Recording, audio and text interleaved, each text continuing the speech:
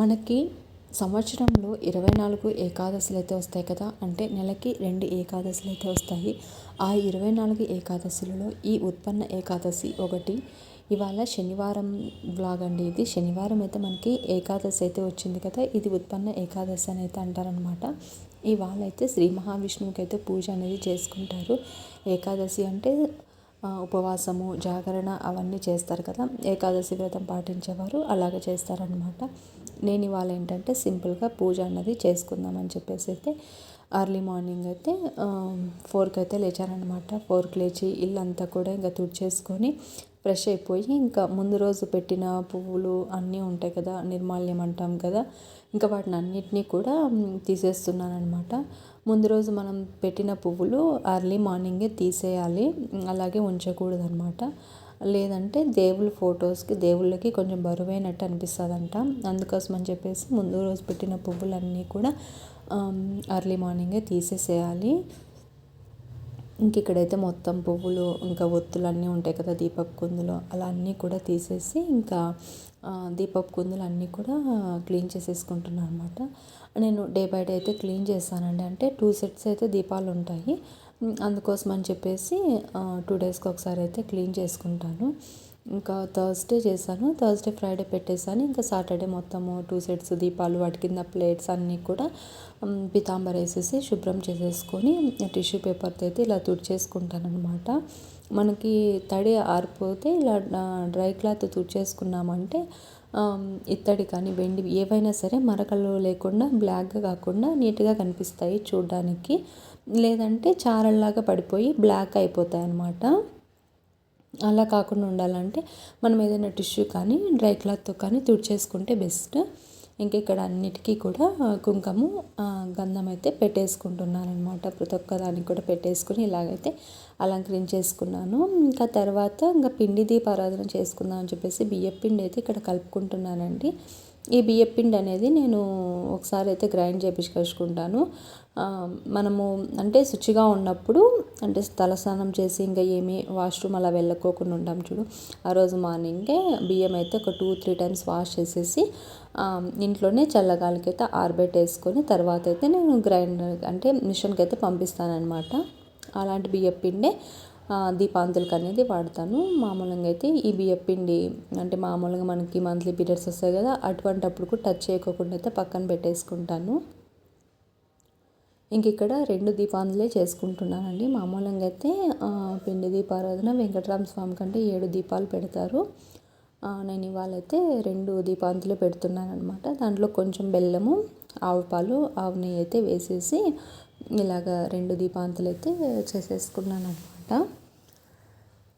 ఇంకా వాటికైతే గోవిందనామాలు అయితే పెట్టేసుకున్నాను. కుంకుమ గంధంతో అయితే ఇలాగా నామాలు అయితే అలంకరించేస్తున్నాను అనమాట. ఇక్కడ ఎర్లీ మార్నింగే పూజ అది అంటే కొంచెము హడావిడే ఉంటుంది. మనకి కార్తీక మాసంలో చుక్కలు వెళ్ళిపోగానే ఇంకా సూర్యుడు రాగానే మనము దీపారాధన అనేది కంప్లీట్ చేసుకోవాలి కదా. అందుకు మనం కొంచెం అర్లీగా లేసామంటే వర్క్స్ కూడా అన్నీ కంప్లీట్ అయిపోతాయి.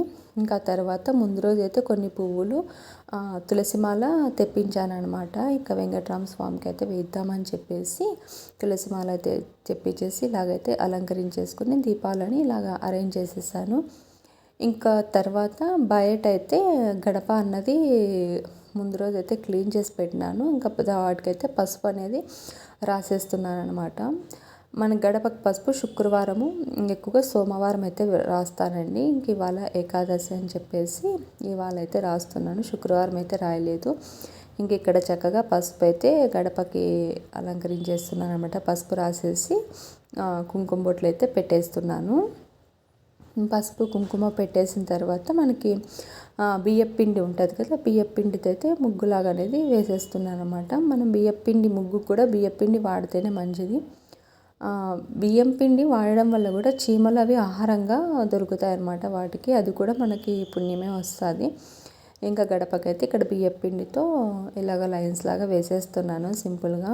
అప్పటికే టైం వచ్చేసి ఒక 5:10 అలాగ అవుతుంది. ఇంకా దీపారాధన అయితే స్టార్ట్ చేసేసేయాలన్నమాట. ఇంకా ఫస్ట్ ఈ వర్క్ అయితే కంప్లీట్ అయిపోయింది. ఇక్కడికి పెట్టేసిన తర్వాత ముందర సింపుల్గా అష్టదళ పద్మం అయితే వేసేసుకొని అటువైపు ఇటువైపు ఫ్లవర్స్ లాగా వేసేసాను అనమాట. ఇంకా తర్వాత దీపారాధన అనేది చేసేసుకున్నానండి. ఇంకా దీపారాధన చేసుకున్న తర్వాత దీపాల వెలుగుల్లో ఆ లక్ష్మీనారాయణులు ఎంత చక్కగా ఉన్నారు కదా. అమ్మవారికి కూడా కొంచెం తులసి అయితే సమర్పించుకున్నాను. నాతో లక్ష్మీదేవి విగ్రహం అయితే ఉంది. ఇంకా అమ్మవారికి కూడా తులసి అనేది సమర్పించేసి ఇంకా పూజ అనేది చేసుకున్నాను అనమాట. ఇంకా తర్వాత శివయ్యకైతే అభిషేకం అనేది చేసుకుంటాను ప్రతిరోజు కూడా. అది ఒక డైలీ రొటీన్లో పార్ట్ అనమాట, పూజా రొటీన్లో. ఇంకా దాంతోపాటు కనకదార స్తోత్రము, లక్ష్మీ అష్టకము ఇలా కొన్ని డైలీ అయితే నేను కొన్ని అని చదువుకుంటూ ఉంటాను. రెగ్యులర్గా చదివేటివి ఇవేనమాట. ఇంకా శివయ్యకి అయితే అభిషేకం అయిపోయిన తర్వాత ఇంకా అన్నీ చదివేసుకొని ఇంకా బయట అయితే దీపాలు అవి పెట్టేసిన తర్వాత అయితే ఇంకా గడపకు కూడా పువ్వులు అవి అలంకరించేస్తున్నాను అనమాట. అగరబత్తులు అయితే పెట్టేస్తున్నాను. ఇంకా తెల్లవారు లేదనమాట, ఒక 5:40 అలాగైంది టైము. 5:30కి అంతా దీపారాధన అన్నది కంప్లీట్ చేసేసాను. ఇలా ఎప్పుడైనా కంప్లీట్ చేసేసినప్పుడు కొంచెం మనసుకి హాయిగా అనిపిస్తుంది. టెన్షన్ హడావిడి లేకోకుండా ప్రశాంతంగా పూజ అంతా అయిపోయింది అనిపిస్తుంది అనమాట. ఇంకా గడపకు కూడా దండం పెట్టేసుకున్న తర్వాత చక్కగా అయితే బయట కూడా దీపాలు అయితే బాగా వెలుగుతూ ఉన్నాయి. మనకి చీకట్లో దీపాల వెలుగులు ఎంత బాగా అనిపిస్తాయి కదా, ప్రశాంతంగా ఉంటుంది అంతా కూడా మనసు. ఇంకా తర్వాత పూజ అంతా అయిపోయిందనమాట కంప్లీట్గా. ఇంకా ఇక్కడ చూసారా పూజా గది చాలా సింపుల్గా చాలా బాగుంది చూడ్డానికి. తులసి మాల వేసేసి ఇలాగైతే పూజ అన్నది చేసుకున్నాను. ఎలా ఉందో కామెంట్లో షేర్ చేయండి. మరొక మంచి వీడియోతో మీ ముందుంటాను.